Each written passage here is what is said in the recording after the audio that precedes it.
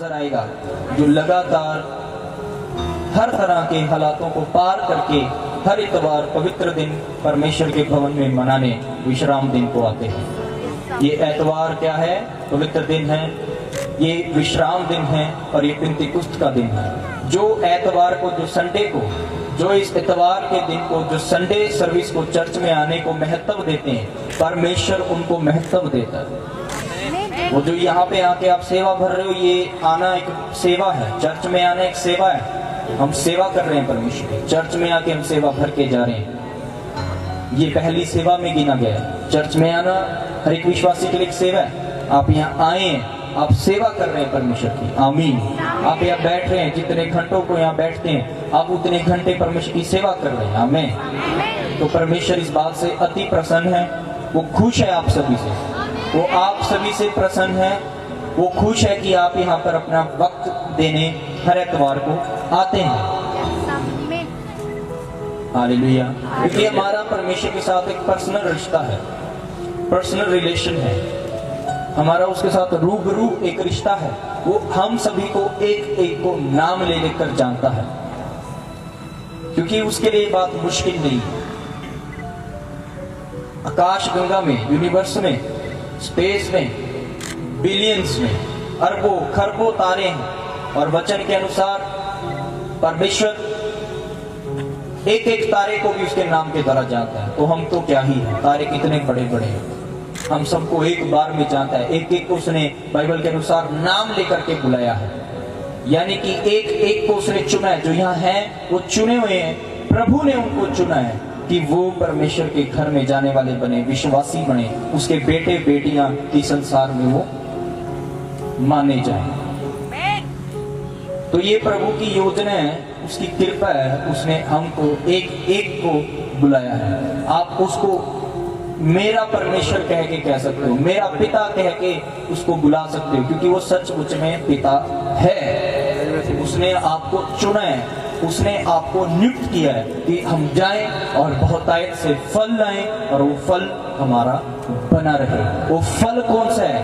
वो मसीही जीवन का फल है, वो फल हमारा बना रहे। हम जाएं, यानी कि एक बार प्रभु ने चुन लिया, अब हम निकल चुके हैं। किस बात के लिए? मसीह जीवन को व्यतीत करने के लिए और हमारे जीवन के द्वारा और लोगों को हम मसीह का प्रचार देने के लिए। वो फल हमारा बना रहे। प्रभु ने ये सेवा दी है, अगर हम यहाँ आएंगे उस सेवा को आगे बढ़ाना, आप सेवा में आगे बढ़ना हम सीख जाएंगे। इस चीज को समझ आ रहा है कि हम परमेश्वर की ओर से चुने गए हैं, नियुक्त किए गए हैं। आप यहाँ पे खुद नहीं आए हो, आप लेकर आए गए। आपको इस बात पर विश्वास रखना है कि आप यहाँ खुद नहीं आए हो, आप अपनी मर्जी इच्छा से यहाँ नहीं आ सकते हो। जो भी यहाँ आया है, हर एक को परमेश्वर खींच कर लेकर आया। आपके मन में काम करने वाला परमेश्वर था, आपकी स्थिति परिस्थिति ऐसी बनने देने वाला परमेश्वर था, आपका इंतजाम करने वाला परमेश्वर है और आपको यहाँ लेकर आने वाला भी वो परम ईश्वर है। वो जीवित परमेश्वर आप सभी को एक एक को अच्छे से जानते हैं और वो आप सभी से बहुत प्रसन्न है, क्योंकि हम यहाँ आए हैं। और हमको इसी बात का ध्यान रखना है कि हमारे परमेश्वर का मन हमसे खुश रहे। वो हमसे प्रेम तो करता है, बदले में हमारा क्या काम है कि हम उसके वचनों के मुताबिक उसके मन को खुश रखने में सफल हो जाए। हालेलुया।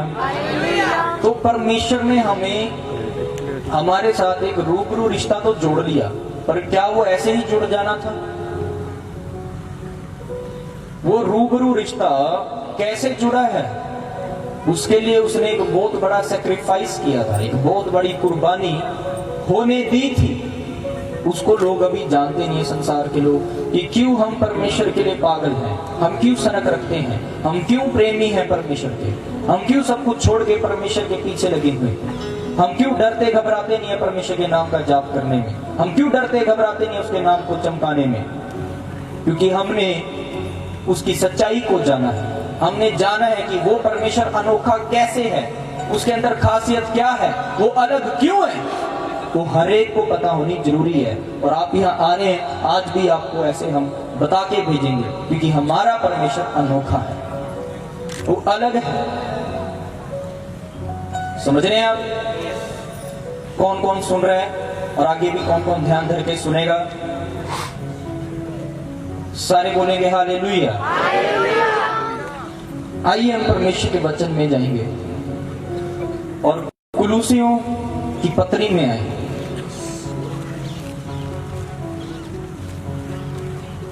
जिनके पास बाइबल है, पत्री में आओ, जो कि नए नियम में पौलुस के द्वारा कुलूसियों के नाम लिखी गई और कुलेसे नामक कलीसिया को ये बातें सिखाने के लिए, परमेश्वर के लोगों को ये बातें सिखाने के लिए लिखी गई। अब हम पढ़ते हैं इसके पहले अध्याय के 20वें पद में क्या लिखा है, सभी बड़े ध्यान से सुने। हाँ जी, हाँ जी। और उसके क्रूस पर बहे हुए लहू के द्वारा मेल मिलाप करके सब वस्तुओं का उसी के द्वारा से अपने साथ मेल कर ले, चाहे वे पृथ्वी पर की हो, चाहे स्वर्ग में की हो। सारे बोलेंगे हालेलुया। जोर से बोलो हालेलुया। अब इसके 19वें पद ध्यान धर के सुनेंगे। क्योंकि पिता की प्रसन्नता इसी में है कि उसमें सारी परिपूर्णता वास करे, और उसके क्रूस पर बहे हुए लहू के द्वारा मेल मिलाप करके सब वस्तुओं का उसी के द्वारा से अपने साथ मेल कर ले, चाहे वे पृथ्वी पर की हो, चाहे स्वर्ग में की हो। हमें देखो, परमेश्वर ने हमारे साथ मेल मिलाप की। मैंने अभी बताया आपको कि उसने हमारे साथ मेल मिलाप की है, और वो एक अलग तरीके से उसने मेल मिलाप की है जो कोई और नहीं कर सकता। ना किसी ने किया, ना कोई कर सकता है, और ना कभी कोई कर सकेगा। उसने हमारे साथ मेल मिलाप कैसे किया है, ये बात सभी जानते हैं कि वो परम ईश्वर जो है, पिता कहा जाता है जिसको, यहोवा जिसको कहते हैं, वो परमेश्वर जो है, उसका एक बेटा प्रभु यीशु है, जो पिता के बाद ट्रिनिटी के अंदर गिना गया है। वो प्रभु यीशु मसीह को उसने धरती पर भेजा, और उस प्रभु यीशु मसीह ने हमारे लिए कुर्बानी दी थी, अपने लहू की, अपने शरीर के द्वारा लहू बहाया, अपने शरीर से लहू बहाया, जो कि कुर्बानी थी, और वो लहू हमारे लिए बलि थी, क्योंकि वो लहू के द्वारा हम इंसान जात मनुष्य के ऊपर से पाप का बंधन साफ हुआ है, और वो साफ होने के कारण अब हम परम ईश्वर को रूबरू मिल सकते हैं। पहले क्यों नहीं मिल सकते थे? क्यों? क्योंकि परमेश्वर पवित्र परमेश्वर है, वो परमेश्वर है, उसके साथ पाप के एक छोटे डंक के साथ भी कोई मिल नहीं सकता। उसके साथ रूबरू आत्मा में हम मन के अंदर जुड़ नहीं सकते थे, पर आज हमें इस बात पे विश्वास है और गर्व है कि उसने 2000 साल पहले इस धरती पर अपने बेटे महागुरु प्रभु यीशु को भेजा, जिसके नाम में हम परम ईश्वर से प्रार्थना करके सब कुछ मांगते हैं, सब कुछ लेते हैं। और उस प्रभु यीशु के नाम में हम उद्धार भी पा चुके हैं। हमें इस बात पे गर्व है कि 2000 साल पहले वो प्रभु यीशु मसीह धरती पर भेजा गया था, और वो आया अपने पिता की आज्ञा को मान के, और उसने हमारे लिए अपनी कुर्बानी, हालेलुया, और वो कुर्बानी दी, लहू बहाया गया। लहू बहने के द्वारा उस यीशु मसीह पर जब हम विश्वास करते हैं, उसके लहू से हम धुल जाते हैं, हमारे बंधन टूट जाते हैं, हमारे पर से श्राप खत्म हो जाते हैं, पीढ़ी दर पीढ़ी के श्राप खत्म होते हैं, पीढ़ी दर पीढ़ी से चले आ रहे बंधन टूटते हैं, पाप मिट जाता है, और हम परमेश्वर के पवित्र बेटे बेटियां बना लिए जाते हैं सुनकर। तो अब हम बन गए उसके पवित्र बेटे और बेटियां हैं। ये मेल मिलाप किया परमेश्वर ने अपने बेटे यीशु मसीह की कुर्बानी के द्वारा हमसे। ये परमेश्वर का प्रेम था। बिना लहू की कुर्बानी के उस समय की व्यवस्था के अनुसार मेल मिलाप नहीं हो सकता था। परमेश्वर हमको मिलना चाहता था, तो उसने क्या किया? उसने लहू की कुर्बानी बार बार होने से अच्छा एक ही बार अपने बेटे की होने दी, और उस बेटे की कुर्बानी के द्वारा, उस लहू की कुर्बानी के द्वारा हम लोग परमेश्वर के साथ मेल मिलाप में आ गए हैं। अब परमेश्वर की इच्छा क्या है? उसका मन इस बात से खुश है कि उसकी सारी परिपूर्णता से हम उसमें वास करें। परिपूर्णता क्या है? संपूर्ण मन से उस पर भरोसा रखना ही परिपूर्णता नहीं है। हमारा जीवन परमेश्वर को दिखाए, दिखलाए, चमकाए। कुछ लोग सिर्फ संडे के विश्वासी हैं, कुछ लोग सिर्फ एतवार के विश्वासी हैं। इस बात में उनकी अच्छाई है, इस बात में उनकी तारीफ हमको करनी है कि हाँ वो एतवार को आ रहे हैं, बहुत अच्छी बात है, ये बहुत खुशी की बात है। वो आ रहे हैं, वो आज्ञाकारिता को कर रहे हैं। पर एतवार को आना एक प्राइमरी फेथ है, एक शुरुआती विश्वासी जीवन है। अब हमको आगे बढ़ना है, हम आगे बढ़ने के लिए चुने गए हैं कि हम जाएं और फल लाएं। हमको सिर्फ एतवार को चर्च जाने वाले नहीं बनना, एतवार को इस बात के महत्व को अपने मन के अंदर बिठा के हर बार लेके जाया करो कि महागुरु यीशु ने हमारे लिए कुर्बानी दी है। अब हम यीशु मसीह को पहना के, हमने यीशु को पहना हुआ है, हमारी वजह से उस यीशु मसीह की निंदा सारा हफ्ता ना हुए, हमारी वजह से उसकी तारीफ हुई। हम अपना जीवन ऐसी शिक्षा एतवार को लेकर के हर पूरा हफ्ता व्यतीत किया करें कि हम परिपूर्णता में वास करते उस परमेश्वर को दिखे और हमारा परमेश्वर हमसे खुश हुए, आनंदित हुए, प्रसन्न हो।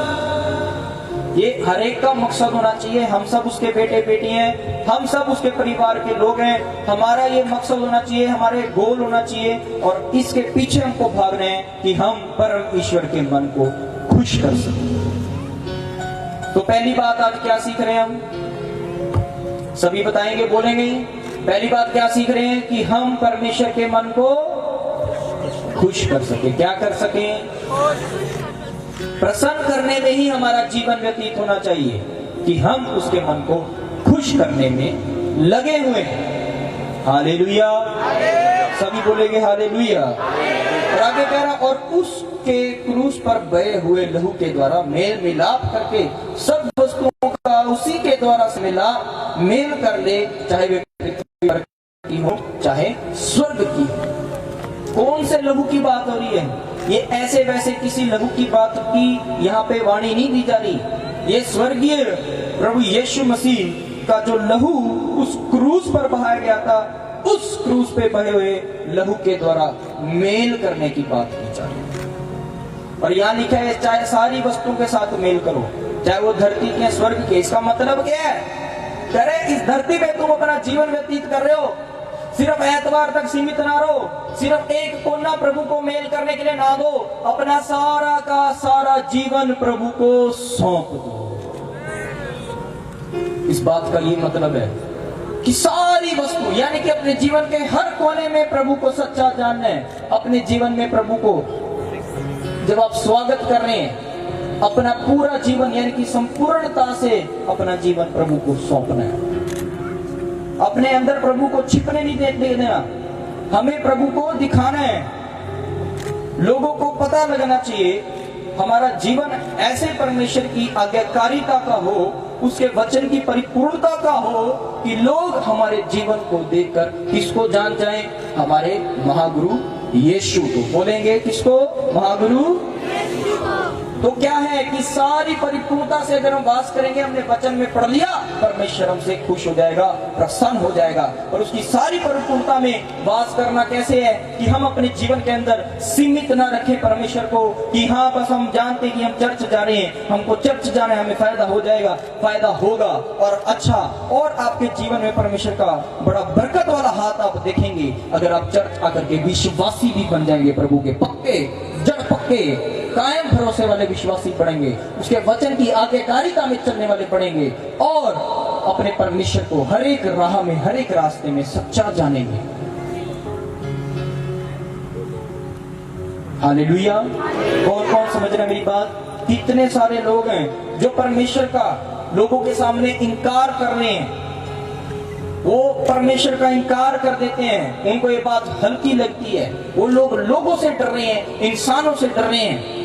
हमको डरना नहीं है, हमको शर्म नहीं करनी है, हमको दिखाना पड़ेगा, लोगों को बताना पड़ेगा कि अब हम अंधकार से आजाद हो गए हैं। हमने यीशु मसीह को जो संसार की जगत की ज्योति है उसको जान लिया है, हम उसके बेटे बेटी हैं, हम उसके पीछे चलने वाले हैं, हम उसके फॉलोअर हैं। हमको बताना पड़ेगा, हमको छिपाना नहीं है, हमको बताना है। हम बताने के लिए तो चुने गए हैं। कह रहा अगर मेल करना है, सिर्फ इतना मेल नहीं करना कि प्रभु तू और मैं, सीक्रेट रिश्ता ना होए। कह रहे कि जो कुछ धरती पे है अगर ये मेल करना है रिश्ता, तेरे जीवन के अंदर और भी बहुत कुछ है, तू अपना रिश्ता क्यों जोड़ रहा है? अपने जीवन के अंदर तेरे साथ जो कुछ भी है सब कुछ परमेश्वर के साथ जोड़ दे। समझ आ रही है वचन की व्याख्या? किस किस को समझ आ रही है? लोग पढ़ के आगे निकल जाते हैं, इन वचनों का मतलब और निकाल देते, क्योंकि यहाँ लिखा है स्वर्ग की और पृथ्वी की, स्वर्ग की और पृथ्वी की जितनी वस्तु है सबके साथ मेल करना है। वो ये नहीं समझ पाते ये स्वर्ग और पृथ्वी की कौन सी बात हो रही है। अगर पृथ्वी के ऊपर तुम्हारा मेल परमेश्वर के साथ सही होगा तभी तुम स्वर्ग में जाके उसके साथ मेल कर पाओगे। और कैसे? उस लहू के द्वारा जो क्रूस पर हमारे लिए बहाया गया। वो लहू क्या है? वो खून है जो यीशु का बहाया गया था। और वचन के अंदर क्या लिखा है कि वो जीवित लहू है, जिंदा लहू है। और वो जो जिंदा लहू है वो आज तक जीवित है। जब भी हम प्रार्थना करते हैं यीशु मसीह से, कितने सारे जो विश्वासी हैं उसको उनको बात वो सीख चुके हैं, और जो अभी ये बात को नहीं जानते वो आज सीखे क्या कि जब हमको प्रार्थना करनी है, हमको ये बात सोच तो प्रार्थना करनी है, हमारा मेल प्रभु यीशु मसीह के साथ लहू की कुर्बानी के द्वारा हुआ है। हमको भी मेल मिला बढ़ा के रखना है, रिश्ता पक्का बढ़ा के रखना है। सच्चाई का रिश्ता हो, धोखाधड़ी का ना हो। समझ रहे हैं? और दूसरी बात क्या याद रखनी है उसके लहू के विषय में, कि हमारी प्रार्थना में उसके लहू का वर्णन जरूर होना चाहिए, क्योंकि हमारा मेल सबसे पहले किस रीति से हुआ है? उसके लहू की कुर्बानी के द्वारा। उसकी लहू की कुर्बानी के द्वारा परमेश्वर की ओर से मेल हो गया, और जब हमने यीशु को ग्रहण किया उसके लहू से हम भी धुल गए और हमारा उसके साथ रिश्ता जुड़ गया। तो जब आप प्रार्थना करते हैं ये बात को सीखो कि वो जो यीशु का लहू है उससे शैतान डरता है। समझ रहे हैं? कौन कौन समझ रहे हैं कि जो यीशु का खून है, जो यीशु का लहू हमारे लिए कुर्बानी में बहाया गया था, उससे शैतान डरता है। जब हम अपनी प्रार्थनाओं में यीशु के लहू को क्लेम करेंगे, हमारे बंधन टूट जाएंगे और आपकी प्रार्थना सामर्थ्य हो जाएगी। फिर वो प्रार्थना ही नहीं होगी, वो तीर चलते हुए शैतान को लगेंगे। कौन कौन समझ रहे हैं? ये पावर लेनी सीखो कि हम बोलते जाएं, प्रार्थना करते जाएं, हमारी प्रार्थना के द्वारा असर हमारे जीवन में भी आए, और जिनको हम प्रचार करें उनके भी जीवन में आए। आपको सीखना है, इस बात को सीखो प्रार्थना करनी। यीशु के लहू की जो प्रार्थना है वो 3 प्रकार से है। सारे बोलो हालेलुया। समझेंगे, सुनेंगे, याद रखना। जब भी प्रार्थना करनी है आपसे, शुरुआत में ही अपने आप को, अपने परिवार को यीशु के लहू के बारे में जरूर लेना, यीशु के लहू में जरूर उनको कवर कर लेना, और अपने घर के भी ऊपर अंदर चारों दिशाओं में यीशु के लहू का बाड़ा जरूर लगाना। क्यों? क्योंकि जब यीशु के लहू को लगा देते हैं, हमारा वो परमेश्वर प्रभु यीशु मसीह, उसने हमारे लिए खून बहाया। कई लोग इस बात को नहीं जानते, उसको गलत भी कह देते हैं बाहर के लोग, पर हमें परमेश्वर ने वचनों के द्वारा बताया कि वो खून किसके लिए बहाया गया है? हमारे लिए। तो हमको उसका क्लेम करना है। जब तक जो विश्वासी यीशु के लहू की प्रार्थना नहीं करते हैं, वो सालों साल प्रभु के पीछे चलते हैं, उनके बंधन नहीं टूट पाते, उनकी प्रार्थनाओं में सामर्थ्य नहीं होती, वो ताकत नहीं होती। क्यों? क्योंकि उन्होंने इस बात को महत्व नहीं दिया, उन्होंने इस बात की शिक्षा नहीं ली। कईयों की गलती भी नहीं है कि वो जा रहे हैं, उनको ये बात की शिक्षा नहीं दे सकते, वो देते ही नहीं। पर हम आपको दे के भेज रहे हैं कि जब आप यीशु के लहू को क्लेम करके प्रार्थना करेंगे, आपकी जो बंधन है, चाहे वो सालों पुराने हो, आपकी जो बीमारी है जो सालों पुरानी हो, वो सब दूर हो जाएंगे। क्योंकि याद रखना, जो शैतान है वो यीशु के लहू से ही डरता है। जब आप अपने आप को, अपने परिवार को, अपने घर को यीशु के लहू में सौंप लोगे, कवर कर लोगे, तो शैतान की क्या हिम्मत है, किसी जादू टोने की क्या हिम्मत है कि आपके परिवार के, आपके घर के आसपास भी भटक जाए। आपने घर में अपने ऊपर, अपने परिवार पे यीशु के लहू को लगाया है। अब जहां जहां जा रहे हैं यीशु के लहू का बाड़ा आपके साथ है, और जब वो बाड़ा साथ है तो शैतान, आप जहां जहां जाएंगे शैतान वो जगह छोड़ छोड़ भागता जाएगा। ये किसी ऐसी बात नहीं है कोई सोचे हम तो मैच्योर क्रिश्चियन है, हमें इस बात का फर्क नहीं है। हम बोले यीशु ये काम कर, वो करेगा, वो करेगा, तो वो बोलेंगे यीशु के लहू में हम इसको कवर करते हैं। अब मैं हूं कि मैं सालों पुराना विश्वासी हूं, मैं पास्टर हूं, मुझे क्या जरूरत है? नहीं, हर एक विश्वासी को यीशु के लहू की जरूरत है। इस बात को हल्के में नहीं लेना।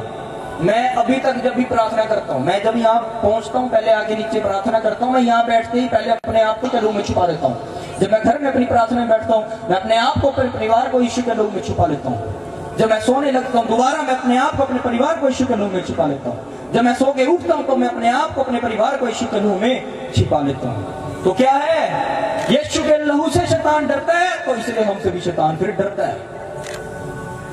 समझ रहे? मेन उस यीशु के लहू से हुआ है, तो वो यीशु के लहू को आप क्लेम करना सीखो, क्लेम करो। तो पहली बात क्या है, किस रीति से प्रार्थना यीशु के लहू की? अपने आप को शुरुआत में, अपने परिवार को, अपने घर को, अपने परिवार को यीशु के लहू में छिपाने से। समझ गए? पहली बात सीख गए। दूसरी बात, जब आप प्रार्थना कर रहे हैं, आपको पता है आपकी कोई बीमारी है, आपको पता है आपके परिवार की कोई प्रॉब्लम है, वो दूर नहीं होगी, उस प्रॉब्लम पे यीशु के लहू को बोलो, क्योंकि जो वो प्रॉब्लम लेके आया वो शैतान है। जब आप यीशु के लहू को बोलेंगे, वो बंधन टूट जाएगा। आमीन। और वो क्लेम कैसे करने की यीशु का लहू काम करे, आपको ध्यान रखना। कई लोग बोलते हैं यीशु तेरे कोड़े खाने से हम चंगे, तेरे कोड़े खाने से हम चंगे होंगे। कोड़े खाने से चंगे हो जाएंगे, ये परमेश्वर के बच्चों ने हमको सिखाया है। पर जब तक वो कोड़े कैसे पड़े हैं, वो क्यों पड़े हैं, उसका ज्ञान जब तक मन में नहीं है, तो मन के अंदर से अभिषेक का काम नहीं होगा। समझ रहे कि नहीं? तो पूरी शिक्षा लेनी जरूरी है। आधी शिक्षा हमें कामयाब नहीं करेगी, क्योंकि वचन में क्या लिखा है, आपने भी पढ़ा है, हम बताते रहते हैं कि परमेश्वर की भेड़ ज्ञान की कमी की वजह से नाश हो जाती है। कौन कौन समझ रहा है? ध्यान लगा के रखो, एक ऐसा मैसेज है, साल में एक बार, 2 बार ही परमेश्वर देता है, और वो सारा साल आपके काम है। हालेलुया। तो जब आपको पता है आप बीमार हैं, आप बोले, यीशु तूने मेरे लिए खून बहाया है, और तू के द्वारा मेरे बंधन आज टूटते हैं। ये भी नहीं बोलना टूट रहे हैं, टूटते हैं। आपको उसको यूज करना, उस ताकत का इस्तेमाल करना। क्या बोल रहे हैं कि यीशु तेरे लहू के द्वारा आज ये कैंसर का बंधन टूटता है। आपने बोला यीशु तेरे लहू के द्वारा डायबिटीज का बंधन मेरे शरीर से टूट रहा है, थायराइड का बंधन भी टूट रहा है, इन्फेक्शन, बीमारी, एलर्जी का बंधन टूट रहा है। हर तरह की बीमारी का विनाश हो जाएगा जब यीशु के लहू की प्रार्थना की जाए। आपको पता है आपके ऊपर सालों से बंधन है, आपके काम नहीं चल रहे, आपके काम नहीं बन रहे, आपको लग रहा है आप शराबों में, आपको लग रहा है बंधनों में। अरे अपने आप को रोज जब आप यीशु के लहू से धोते जाएंगे, वो बंधन कटते जाएंगे, बंधन दूर होते चले जाएंगे। और जैसे जितना आप आत्मिकता में अपने जीवन को पवित्रता में चलाएंगे, आप और उस यीशु के लहू के द्वारा सामर्थ्य होते जाएंगे, क्योंकि पवित्रताई में चलने वाले लोग सामर्थ्य को पाते हैं, बल को पाते हैं। तो फिर शैतान का वार उनके ऊपर जीवन भर नहीं चलता, जब तक वो पवित्रताई बनी रहती है। आमीन। दूसरा आपने सीख लिया कि यीशु के लहू को कैसे क्लेम करना है, कि जो प्रॉब्लम जा नहीं रही है, आप बोलो यीशु तेरे लहू के द्वारा ये प्रॉब्लम, ये बीमारी मुझे छोड़ के जाए, और ये जा चुकी है। आप क्लेम करेंगे तो यीशु का लहू काम करेगा, क्योंकि बाइबल में लिखा है यीशु का लहू हमको धोता है। ये नहीं लिखा यीशु के लहू ने धो दिया, नहीं, उसने धो के छोड़ नहीं दिया। वो जीवित सामर्थ्य लहू है। आप जब बोलेंगे तो वो काम करेगा। वो कॉन्टिन्यूटी में हर एक विश्वासी के लिए लगा हुआ है। वो आपके लिए, हमारे लिए लिखा है यीशु का लहू हमको धोता है, वो धो देता है, वो साफ करता। अब कोई पाप में उसको कैसे पवित्रता में आना है। तीसरी बात मैं सिखा रहा हूं, जब आपको लगे आपसे कोई गलती गुनाह हुआ है, आप तौबा करते हैं, आपने तौबा किया पर वो पाप साफ नहीं। बाइबल में पौलुस ने सिखाया कलीसियाओं को, उसने बोला अपने हृदय का छिड़काव, अपने दिल का छिड़काव यीशु के लहू से करो, अपने आप को यीशु के लहू से धोकर नए होते जाओ। जब आपसे कोई पाप गलती गुनाह हुए, आपसे कुछ गलत बात बोली गई, आपसे कोई गलत बात सोची गई, आपसे कुछ गलत काम हो गया, आपको क्षमा मांगनी है परमेश्वर से कि आप दोबारा नहीं करेंगे, और वो क्षमा मांगते ही अपने आप को यीशु के लहू से साफ करना जरूरी है। यीशु के लहू से धोना अपने आप को जरूरी है। इस 3 तरीके से हम यीशु के लहू के द्वारा अपनी आशीष चिंगारी छुटकारे के निकट आ जाते हैं। हम आत्मा में सामर्थ्य हो जाते हैं, हम आत्मा में अभिषेक हो जाते हैं। किस किस में सुना और समझ आया? ये प्रार्थना आपसे जो लोग करेंगे यीशु के, आपको ताकत महसूस होगी अपने अंदर। अपने मन में इसी जीवन में आप और ताकत के साथ और सामर्थ्य के साथ आगे बढ़ने पाओगे। कौन कौन चाहता है ऐसा उनके जीवन में हो?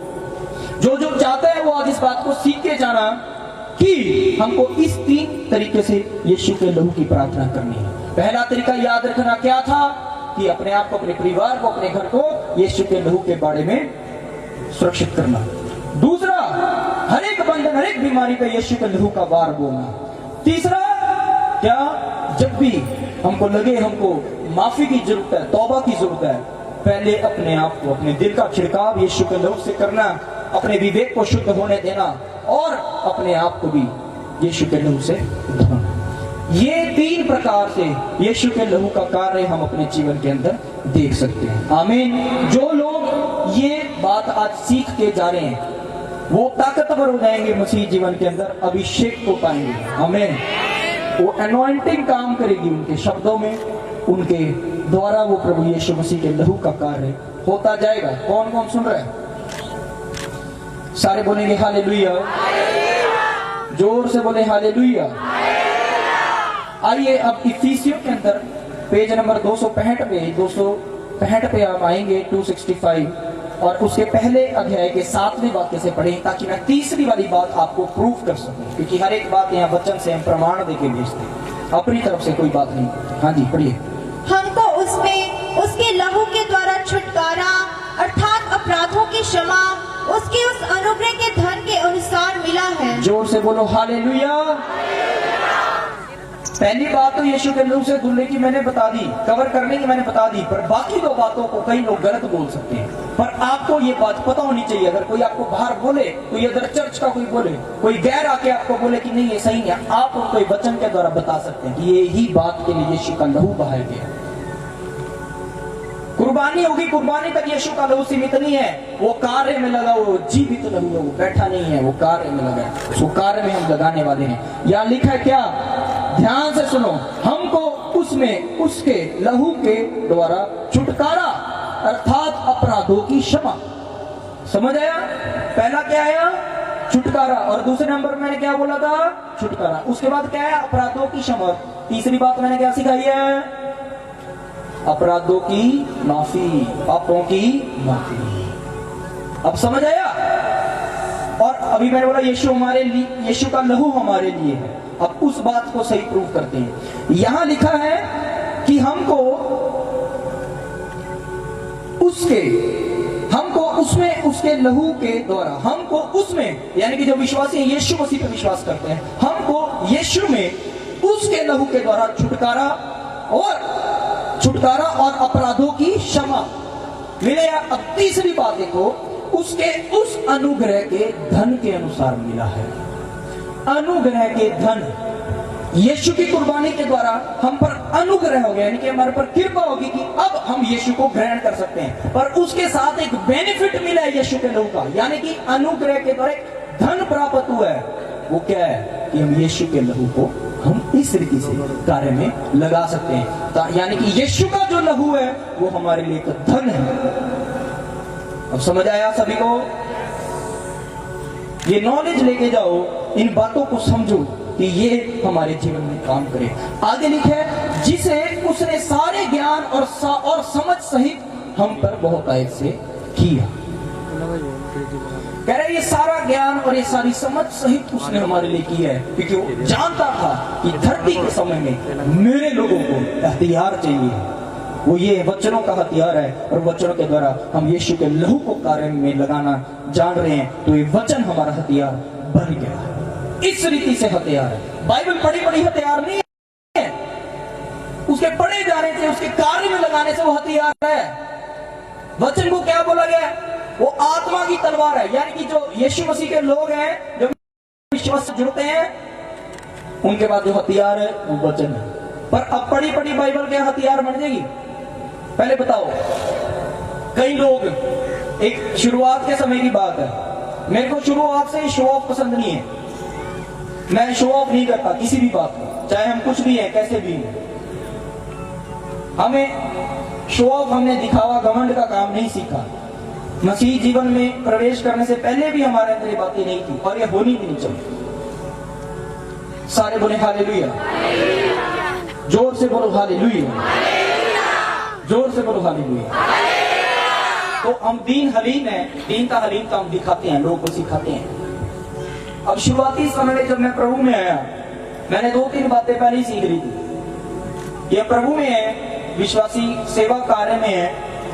मैंने बात का अपने अंदर दृढ़ता से इसको थाम लिया था। पहली बात थी, अब करनी है तो प्रभु की सेवा, अगर करनी है जी जान लगा के करनी है। दूसरी बात, ईमानदारी से करनी है। तीसरी बात, दीनता से करनी है। शुरुआती समय में मैं किसी के घर गया, ये बात 2015 की बात है। 2015 में मैं किसी के घर गया प्रचार के लिए, वचन बताने।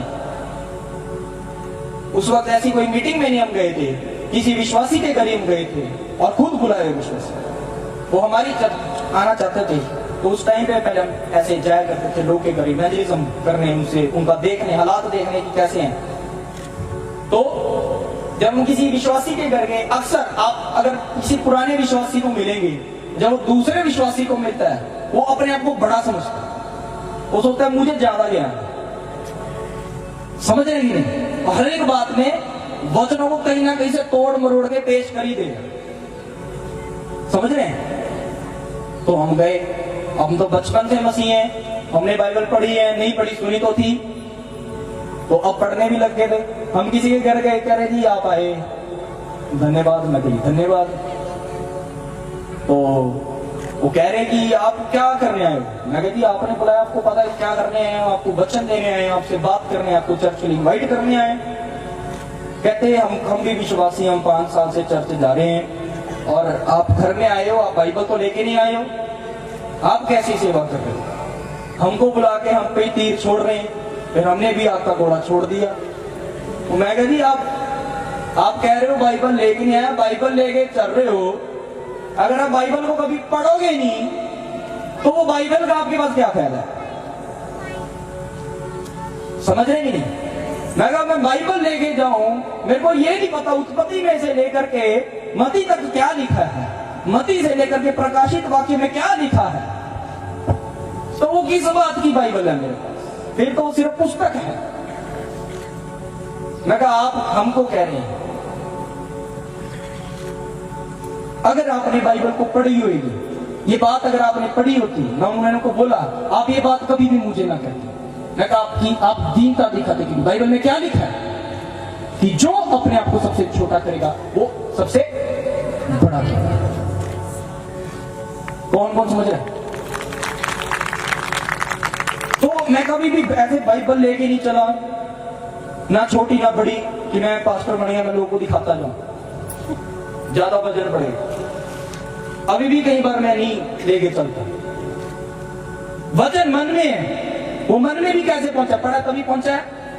अगर कोई सवाल जवाब करता है, हमें बाइबल खोलने की जरूरत नहीं पड़ती है, वैसे ही कर लेते हैं। तो वचन का ज्ञान है, यीशु के लहू का जो विवरण है वो किसमें है? वचन। अब यीशु का लहू तभी काम करेगा क्योंकि बाइबल के मध्य से ही काम करेगा। बाइबल में क्या लिखा है? आत्मा की तलवार पूरा वचन। जब वचनों का ज्ञान होगा, एक विश्वासी सामर्थ्य होगा वचनों को लेकर के, तब वो जो सामर्थ उसके अंदर, वचनों के अंदर यीशु के लहू की है, वो काम करेगा। तो समझ आ रहा है? बोले हालेलुया। तो ये बातों को सीखो। यहां चर्च में आने वाले लोग वचनों से वंचित ना हो, क्योंकि वचनों से वंचित रहने की, वचनों से अगर वो अधूरे हैं तो वो परमेश्वर के अनुग्रह से अधूरे हैं। उसका वो अनुग्रह, उसकी वो कृपा पूरी नहीं ले सकते। यहां हमारा मकसद यही है कि लोगों को पहले वचनों को ज्ञानी हम बना सके। वचनों का ज्ञान पहला है, उसके बाद बाकी बातें। और अगर हम बात करें चंगाई, छुटकारे, बंधनों से आजादी, शराबों से आजादी, तो वो वचन से ही हम सीख रहे हैं। समझ रहे कि नहीं? तो आज से जो लोग इस रीति से यीशु के लहू की प्रार्थना इस 3 प्रकार से अपने जीवन में उनको काम लगाना सिखाएंगे, इसको लाइफस्टाइल में ऐड करेंगे, अपने जीवन शैली में इसको जो जोड़ेंगे, वो देखेंगे कि वो जो अलौकिक ताकत, वो जो सुपरनेचुरल पावर है मसीह जीवन में, मसीह के राज्य में, क्रिश्चियनिटी में, वो सिर्फ चर्च में ही नहीं देखेंगे, वो उसको जीवन में अपने काम करते भी देखेंगे।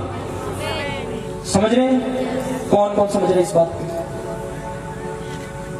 यहाँ पे लोग क्यों आते हैं, यहाँ परमेश्वर की तरक्की क्यों है? क्योंकि यहाँ हम परमेश्वर के वचन को महत्व देते हैं। सभी हाथ उठाएं, बोले हालेलुया। जोर से बोलो हालेलुया। तो इस 3 तरीके को आज यहाँ पे हम सभी सीखेंगे, क्योंकि वचनों का ज्ञान और उसके 9वें अध्याय के 14वें पद में, जी पढ़िए। तो मसीह का लहू जिसने अपने आप को सनातन आत्मा के द्वारा परमेश्वर के सामने निर्दोष चढ़ाया, तुम्हारे विवेक को मरे हुए कामों से क्यों न शुद्ध करेगा, ताकि तुम जीतते परमेश्वर की सेवा करो। जोर से बोलो हालेलुया। यहाँ लिखा तो जो मसीह का लहू जिसने अपने आप को सनातन आत्मा के द्वारा परमेश्वर के सामने निर्दोष चढ़ाया। क्यों? मैंने क्या बोला था, हम सीखेंगे कि हमारा प्रभु अलग क्यों है। उसने कुर्बानी दी, कुर्बानी हो सकता है औरों ने भी दी होगी धरती के काल के अंदर पहले, पर जो हमारा यीशु था, जो कुर्बानी उसने ली, वो उस कुर्बानी के लिए नहीं था। वो दोषी नहीं था, उस पर दोष लगा, उसको सजा मिली, उसकी कुर्बानी हुई, पर वो दोषी नहीं था, वो पापी नहीं था, वो निर्दोष था। और निर्दोष था। लहू ही जीवन का क्या है?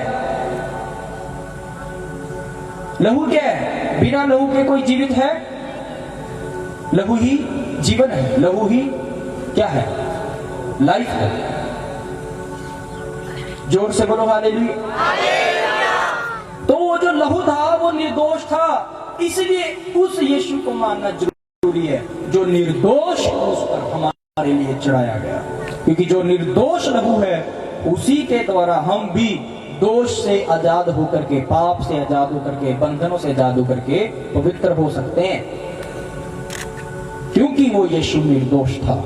और आगे कह रहा है कि अपने आप को सनातन आत्मा के द्वारा परमेश्वर के सामने निर्दोष चढ़ाया, तुम्हारे विवेक को मरे हुए कामों से क्यों न शुद्ध करेगा, ताकि तुम जीवित परमेश्वर की सेवा कर सको। शुरुआत कहां से हुई थी? सेवा से। अंत कहां पे हो रहा है? सेवा। ये शिक्षा है, इसको लो। या लिखा है कि जो तुम्हारे मरे हुए काम है वो लहू ही तुम्हें उनसे शुद्ध कर सकता है, ताकि तुम शुद्ध होकर के शुद्ध विवेक के साथ, शुद्ध मन के साथ उसकी सेवा करो। जो तीसरी बात हमने सीखी है, पाप के द्वारा, पाप यीशु के लहू की द्वारा पाप के बंधन से आजादी, पाप को अपने आप से साफ करना, वो ये ही है कि जो हमारे मरे हुए काम थे, जो पाप के कार्य थे, वो पाप के कार्य जो हम पे लगे हुए हैं वो हमको दिख नहीं रहे, पर वो धब्बे हमारे आत्मा पे लगे हैं। जब अपने आप को यीशु के लहू से धोएंगे तो वो धब्बे साफ हो जाएंगे।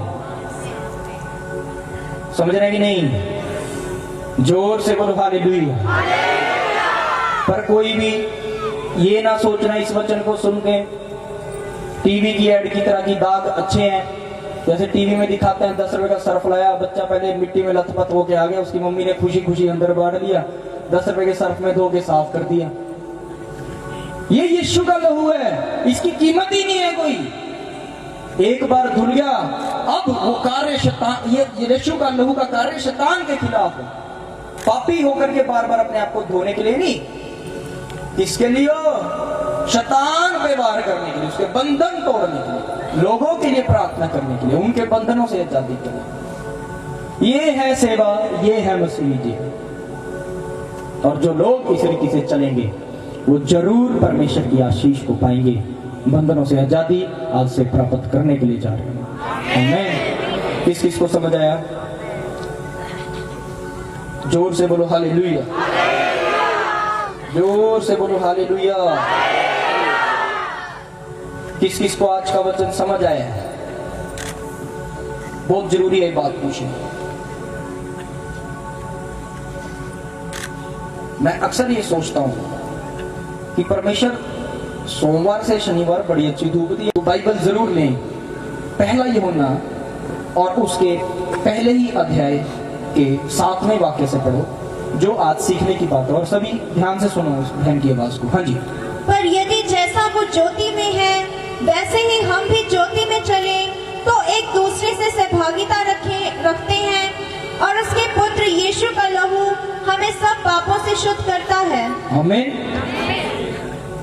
आगे लिखा है इस वचन में कि जैसा वो ज्योति में है वैसे ही हम भी ज्योति में चलें। तो एक दूसरे के साथ सहभागिता रखते हैं, यानी कि ये संगति में आते हैं और आते रह करके उसके पुत्र, वो परमेश्वर के पुत्र यीशु का लहू हमें सब पापों से शुद्ध करता है। यानी कि जब इस सहभागिता में हम लगे रहेंगे, यानी कि चर्च आते रहेंगे, मसीह जीवन में चलते रहेंगे, तो कार्य चलता रहेगा, यीशु का लहू हमको शुद्ध करता रहेगा। तभी मैंने पहले बोला था कि वचन के अंदर लिखा है यीशु का लहू कार्य करता रहता है, वो धोता रहता है। अगर लिखा यदि हम कहें कि हम में कुछ भी पाप नहीं तो अपने आप को धोखा देते हैं और हम में सत्य नहीं। तो इसलिए मैंने बोला था कई विश्वासी इस बात को छोटा समझते हैं और सोचते हैं नहीं हम तो पहले से विश्वासी, हमको क्या लोड़ा। नहीं, यहाँ पर वचन में क्या आ गया, अगर हम बोले हम पाप में नहीं, हम पापी नहीं है, तो हम अपने आप को धोखा दे रहे हैं। अपने आप को धोखा नहीं देना, इस बात को महत्व देना है। यीशु के लहू को जीवित जानते हैं, उसका जीवित कार्य अपने जीवन में 3 तरीके से आज से सभी प्रार्थना में करें। आमीन। तो आज आपकी प्रार्थना के अंदर एक और चीज ऐड होगी, जो यहाँ आते हैं वो प्रेयरफुल लोग होने जरूरी है। यहाँ आना ऐसे ही नहीं है, प्रेयरफुल होना जरूरी है, प्रार्थना करने वाले लोग। प्रार्थना हमें पवित्रताई में बनाए रखेगी, पवित्रताई में हम बने रहेंगे। और आज हमने सीख लिया कि अपनी प्रार्थना में ताकत को कैसे डालेंगे, यीशु के लहू के द्वारा 3 तरीके से अपने आप को, अपने परिवार को यीशु के लहू में छिपाते हुए। दूसरा, शैतान के बंधनों में यीशु के लहू को बाहर करते हुए। तीसरा, अपने आप को यीशु के लहू से धोने से। आमीन। हर एक विश्वासी जो यीशु मसीह पे विश्वास करता है, बपतिस्मा लेता है, उसकी आत्मा पे एक चिन्ह होता है, वो चिन्ह यीशु के लहू का है। जब वो बपतिस्मा ले लेता है, जो वो विश्वास में आ जाता है, जो वो विश्वासी बनता है, बपतिस्मा ले रहा है, विश्वासी बन रहा है, एक ही बात है, प्रभु के नाम पे विश्वास करना ही विश्वासीपन है। आत्मा में वो चिन्ह बना हुआ है। वो चिन्ह के बारे में आने वाले दिनों में सिखाऊंगा, पर थोड़ी सी बात बोल के मैं बंद कर रहा हूँ कि वो चिन्ह को बनाए रखना है। वो चिन्ह यीशु के लहू का है, और जब हम पवित्रताई में चलते हैं, वो लहू का जो चिन्ह है वो गाढ़ा होता जाता है। और अगर हम अपवित्रताई में चलते हैं, कहीं वो मिट ना जाए। आमीन। समझ आया आपको? तो इन वचनों के पढ़े जाने से, सुनाए जाने से परमेश्वर आपको आशीष दे। आमीन। सभी अपने हाथ उठाएं और प्रभु की ओर ध्यान लगाएं, अपनी आंखों को बंद करें और वो 3 तरीके से प्रार्थना में जाएं। अपने आप को यीशु के लहू में छिपाएं, अपने परिवार के लोगों का नाम ले करके यीशु के लहू में उनको छिपाएं।